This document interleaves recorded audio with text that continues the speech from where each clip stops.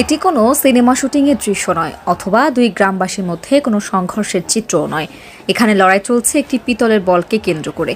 বলটি নিজ নিজ এলাকায় নিয়ে যেতেই দলবদ্ধভাবে এই শক্তি প্রদর্শন।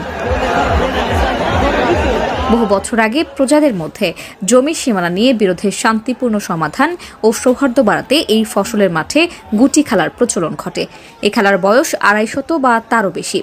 বুধবার বিকেলে এবারে 267তম খেলা অনুষ্ঠিত হয় ময়মনসিংহের ফুলবাড়ী উপজেলার লক্ষ্মীপুর বড়ইয়াটা গ্রামে। খেলা আমরা ঈদের মাঝে তো শ্বশুর বাড়ি এনে আছে, শ্বশুর কালী বাজার শ্বশুর বাড়ি বেড়াবার না, এই খেলার সময় বেড়াবার আসি আর কি। সবাই আসে, আত্মীয় স্বজন যা আছে সকলে আসে, অনেক আনন্দ ফুর্তি হয়।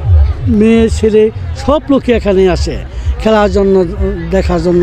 ঢাকা থেকে আছে, চিটাগাং থেকে আছে, দূর দূর থেকে লোক এখানে আসে।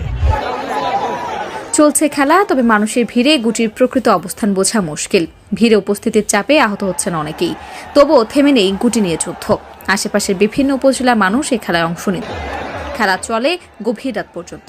যারা এই গুটি নিজেদের এলাকায় রাখতে পারবে তারাই জয়ী। প্রায় 40 কেজি ওজনের পিতলের বলের মতো দেখতে বস্তুটির নাম গুটি। পৌষ মাসের শেষ দিন ব্যতিক্রমী খেলা অনুষ্ঠিত হয়। বিভিন্ন এলাকা থেকে আসতে থাকে খেলা পাগল বিপুল সংখ্যক উৎসুক জনতা। খেলায় কোনো পুরস্কার নেই, নেই বিচারক মণ্ডলী, নেই কোনো সুনির্দিষ্ট লোকসংখ্যা বা সীমানা। আছে শুধু গুটি দখলে রাখার সম্মান। প্রয়োজন হয় না আইন শৃঙ্খলা বাহিনীর নিরাপত্তা ব্যবস্থার। ফসলের খোলা মাঠে হাজার হাজার মানুষের এ অংশগ্রহণে তেমন কোনো অপ্রীতিকর ঘটনারও নজির নেই। প্রতি বছরের পৌষ মাসের শেষের দিন আয়োজন করা হয় এই গুটি খেলার।